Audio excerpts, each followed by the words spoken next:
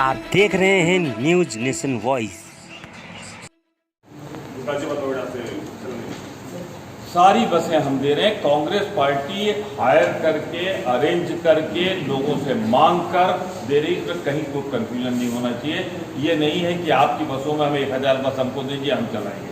अगर यही चिंता है, यही सवाल है ना? नहीं, सवाल ये था कि जैसे उस दिन जब लेटर लिखा गया था तो उसमें तो साफ था कि कांग्रेस पार्टी खुद से बस चलाना चाहिए, सिर्फ परमिशन चाहिए, परमिशन के लिए। लेकिन अभी आपने बोला था कि 500 स्पेसिफिक 2 जगहों से, तो ये यही तो कह रहे हैं।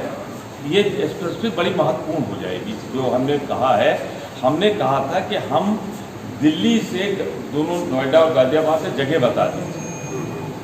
ये मैं कह रहा हूँ क्योंकि उस समय अगर आपने देखा हो तो रामलीला ग्राउंड पे कल भी चल रहा था, उस समय लोग वहाँ से आ रहे थे, तो हमने उनके लिए एक पेशकश की।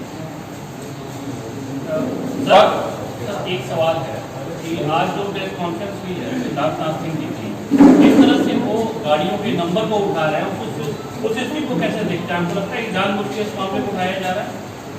देखिए, सामान्यतः परंपरा तो ये रही कि प्रेस कॉन्फ्रेंस में जो कुछ मुझे कहना होगा मैं कह लूँगा, उसके बाद जितने सवाल आप पूछेंगे हम सारे बीच में एक प्रश्न आ गया इसलिए मैंने पूछ किया, इसके लिए सॉरी। को थोड़ा सा क्लियर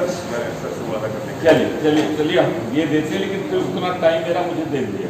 ठीक है, मैं सिर्फ इतना ही कह रहा हूँ आपसे कि उनको वही बताया गया होगा जो कहा गया होगा कि ये कह दो। हमने 1000 से कहीं ज्यादा बसों की लिस्ट दी है, हमारी लिस्ट देखी इसलिए दी है कि अगर 2-4 बसों में टेक्निकल कोई फॉल्ट आ जाए, ब्रेकडाउन हो जाए, तो ऐसा ना हो कि 1000 की 9 से 99 हो जाए। तो हमने ज़्यादा बसें दी। पहली लाइन जो मैंने कही थी कि पत्र व्यवहार किसके बीच में, chief minister and Priyanka Gandhi ने उनसे कहा। तो अब सवाल देखें, अगर मैं दोहराने लगूं तो फिर रिपीटिशन हो जाएगा। तो बड़ा तेवसी का वातावरण था उस समय। इस पीड़ा को शायद महिला होने के नाते, शायद एक ऐसे परिवार की होने के नाते जिसने दुख दर्द पे हमेशा अपना सर्वस्व न्यौछावर किया है, हमारी प्रभारी राष्ट्रीय महासचिव आदरणीय प्रियंका जी ने एक पत्र लिखा। पत्र आप लोगों के पास है, लेकिन आज जरूरी हो गया है कि उस पत्र की कुछ पंक्तियां मैं उद्धृत कर दूं आपसे। एक फैक्ट, जिम्मेदारी निभाते हुए 500 बसें गाजीपुर बॉर्डर, ये बड़ा महत्वपूर्ण है, इसी के लिए मैंने पढ़ा। हमने जब ऑफर किया था तो हमारे क्या पेशकश थी?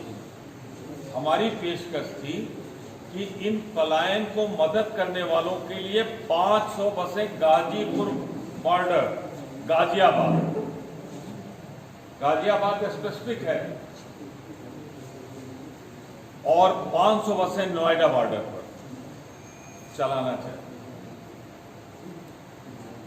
हमने लखनऊ में सिटी बस चलाने की बात नहीं की। हमने 500 बसें गाजियाबाद और नोएडा बॉर्डर से चलाने की पेशकश की। इसका पूरा खर्चा भारतीय राष्ट्रीय कांग्रेस वहन करेगी। महामारी से बचने के लिए नियमों का पालन करते हुए हमने ये अंडरटेकिंग दी थी कि जो भी आप नियम बनाएंगे उसका पालन करेंगे। 1000 बसों को चलाने की अनुमति चाहते हैं। राष्ट्र निर्माता मजदूरों को इस तरह नहीं छोड़ा जा सकता। भारतीय राष्ट्रीय कांग्रेस आशा है आप इस प्रयास में हमारा सहयोग करें।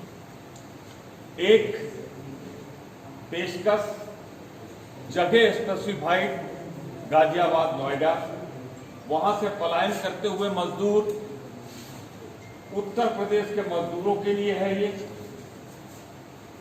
खर्चा हम उठाएंगे, नियमों का पालन करने की बात कहेंगे, पर दुर्भाग्य है इतना क्लियर कट सब कुछ होते हुए भी 16, 17, 18, 19 बीत गया है। बसें तो नहीं उतरी, उत्तर प्रदेश सरकार का पूरा मंत्रिमंडल उतर आया है आप सबको बुलाकर, कभी इस बात पर, कभी उस बात पर, कभी किसी बात पर। अरे छोड़ो इन सब चीजों को। ये एक तरह से देखिए तो राष्ट्रीय आपातकाल जैसा है, परेशानी में है। 4 दिन में तो वो मजदूर पता नहीं कहां से कहां पहुंच गया होगा, जिसके लिए हमने किया था, जिसको हमने सहारा देने की कोशिश की थी, वो 4 दिन की 40, 41, 42 के टेम्परेचर में कहां पहुंचा होगा, कितनी पीड़ा उठाई होगी उसने। सर एक चीज थोड़ा क्लियर कर दीजिए, जो 500 बसों की बात कहा था कि लाखों की संख्या सेवा में योगी आदित्यनाथ जी, मैं सब चीजें नहीं 2-4 लाइन पढ़ दे रहा हूं। उन्होंने चिंता से उत्तर प्रदेश की व्यक्त की थी। सेवा में उत्तर प्रदेश के मजदूर देश के कोने कोने से पलायन कर कर वापस लौट रहे हैं। चिंता थी उत्तर प्रदेश के मजदूरों की, चिंता व्यक्त की थी उत्तर प्रदेश कांग्रेस कमेटी के प्रभारी महासचिव ने, संबोधित किया था उत्तर प्रदेश के मुख्यमंत्री को। ये टोटल कन्वर्सेशन जो है वो उत्तर प्रदेश के प्रभारी महासचिव आदरणीय प्रियंका जी और आदरणीय योगी आदित्यनाथ जी के बीच। लगातार सरकार की घोषणाओं के बावजूद पैदल आ रहे मजदूरों को सुरक्षित उनके घरों तक पहुंचने की कोई व्यवस्था नहीं हो पाई है। प्रदेश में अब तक करीब 65 मजदूरों की, ये 16 तारीख की कहानी, अब तो 100 शतक पूरा हो चुका है, 65 मजदूरों की अलग अलग सड़क दुर्घटनाओं में मौत हो गई, जो कि सूबे में कोरोना महामारी से मरने वालों की संख्या से भी अधिक है।